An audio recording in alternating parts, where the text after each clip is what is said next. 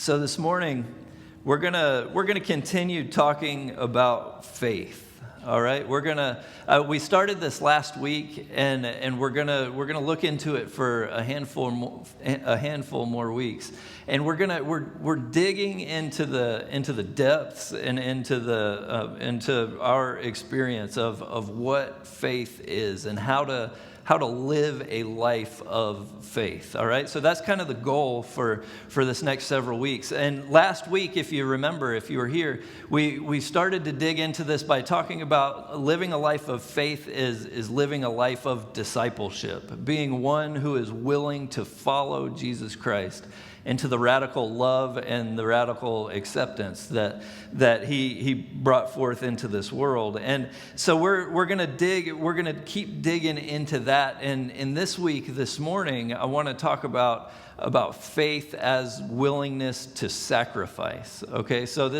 I know sacrifice is like everyone in America, that's our favorite word, right? Is sacrifice. Like, no, like we believe that we should be able to do whatever we want and then also get everything that we expect to get, right? Like there's never sacrifice really that is taught to us oftentimes, but that's what we're going to dig into is faith as the willingness to sacrifice. And we're going to look at Hebrews chapter 11, verse 29, and that's through chapter 12, verse 2.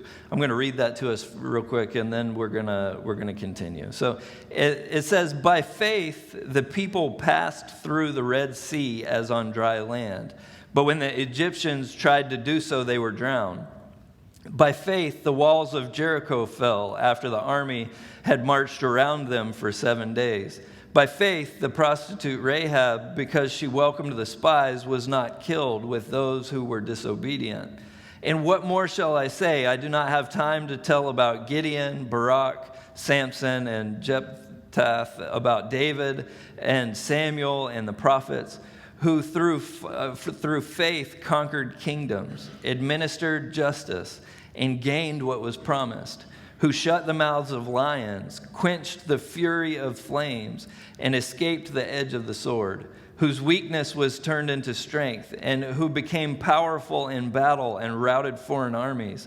Women received back their dead, raised to life again. There were others who were tortured, refusing to be released so that they might gain an even better resurrection. Some faced jeers and flogging, and even chains and imprisonment. They were put to death by stoning. They were sawn in two. They were killed by the sword. They went about in sheepskins and goatskins, destitute, persecuted, and mistreated. The world was not worthy of them. They wandered in deserts and mountains, living in caves and in holes in the ground. These were all commended for their faith, yet none of them received what had been promised, since God had planned something better for us, so that only together with us they would be made perfect. Therefore, since we are surrounded by such a great cloud of witnesses, let us throw off everything that hinders and the sin that so easily entangles, and let us run with perseverance the race marked out for us, fixing our eyes on Jesus, the pioneer and perfecter of faith. For the joy set before him, he endured the cross, scorning its shame, and sat down at the right hand of the throne of God." This is the word of God for the people of God. Thanks be to God.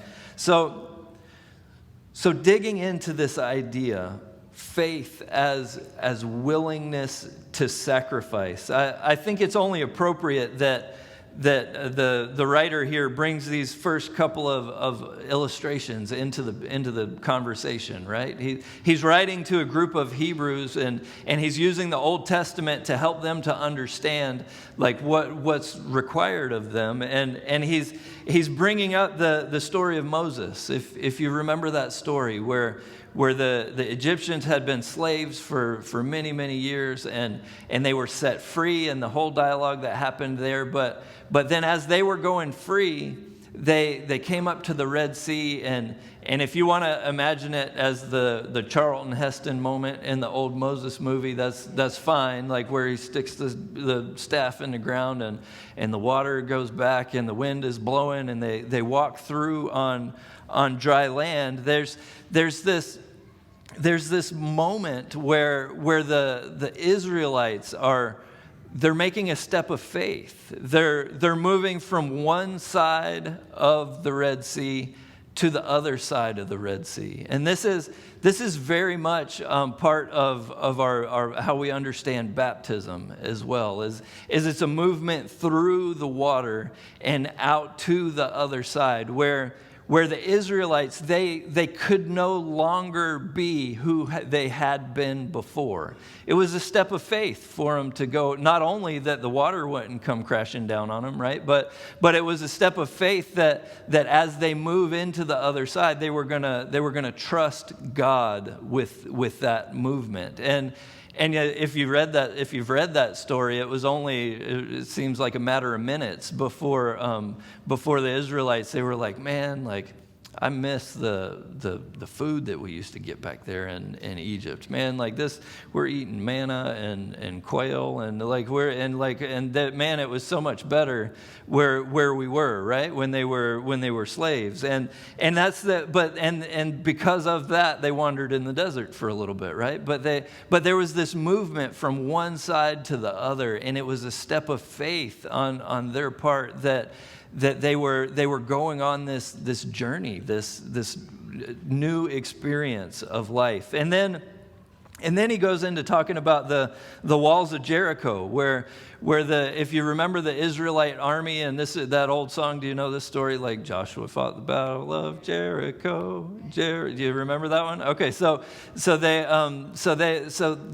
Israelites, the soldiers, they had to take a step of faith because they were asked to do something ridiculous. If you remember that story, they're soldiers, they've got their weapons, they're ready to fight. And yet they're asked to just for a week, like walk around the outside of the city of Jericho, right? And then they're asked to do this day after day after day, and it had to have been humiliating for them. I mean, they started out walking around the walls of this city, and if you remember, the city was filled with these little green French peas that they hurled insults down at the Israelites, and they made fun of them as they were walking by, and then as it kept going, it ended up they were throwing purple slushies at them. Like that's from VeggieTales. I know y'all are confused, but that's the VeggieTales version of the story. There's a couple of kids over here that are laughing. So they were asked to do this ridiculous thing, and yet they did it, and then they were successful at the end of the day with the battle, and that's in a really real way. That's what we're invited to do as people of faith, is to be people who are willing to sacrifice maybe some of those long held like deeply convicted beliefs that might cause destruction between groups of people.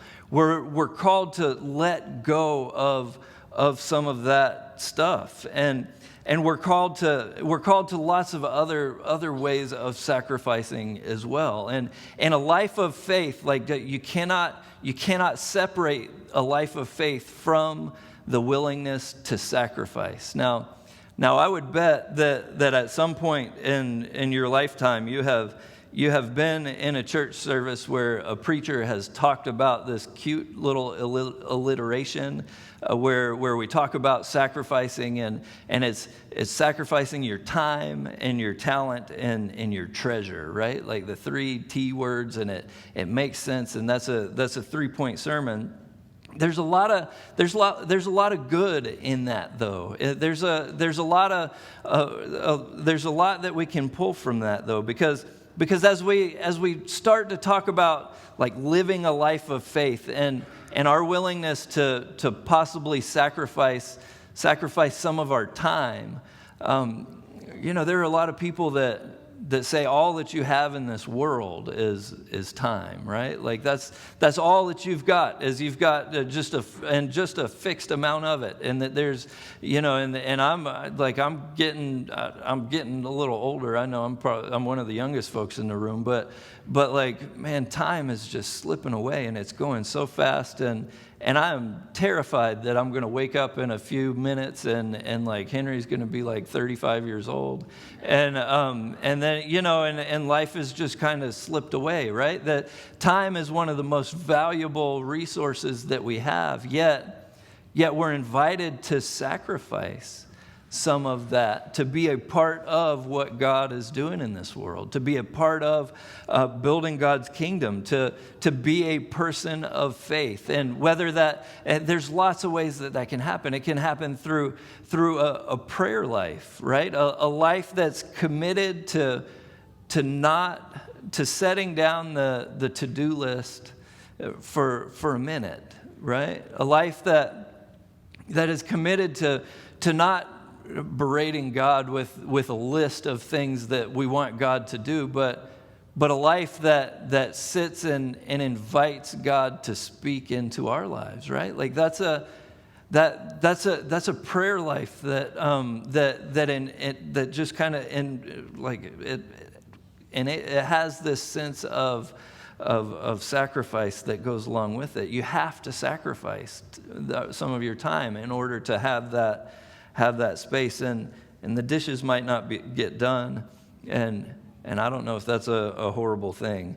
That you have to be willing to sacrifice that time in order to serve in your community, and at first it's a sacrifice, and then I hope that it grows into, it just becomes a part of who you are and what you do and it's about priorities, and it's about what you make as your priority, and we're asked to sacrifice our talent as well, like the things that we're able to do, and to sacrifice that and to allow that to be a part of what God is doing in this world, and we're called to sacrifice treasure as well, and there's no other way to get around that. That's cash money that's talking about whenever it says treasure, and the reason that we sacrifice in that way, the reason that we sacrifice in all of the ways that we do, is often so that we can make sure that we maintain a healthy balance, especially with our budgets and with our pocketbook. That is a place where a lot of people get out of balance really quickly. And the willingness to tithe, or the willingness to make an offering, it's a sign of a healthy spiritual life. And it certainly is a marker of faith. See, all of what we do as Christians is marked in this willingness to sacrifice, right? Like all of us here right now, you could be any place else in the world right now. I mean, you could, like, the beach would be real nice, right? Like, or sitting on a lake with a fishing pole would be real nice, but you're here. And you're here, and that's making a sacrifice in order to live out this life of faith with a community of people. And that's a really big deal, that willingness to sacrifice. And it's an essential part of following God. It's an essential part of following Jesus Christ. So I want to ask you, like in your own life, what are you willing to sacrifice? Maybe a more important question, and it would be one that a lot of us would knee-jerk away from, but like, what aren't you willing to sacrifice, right?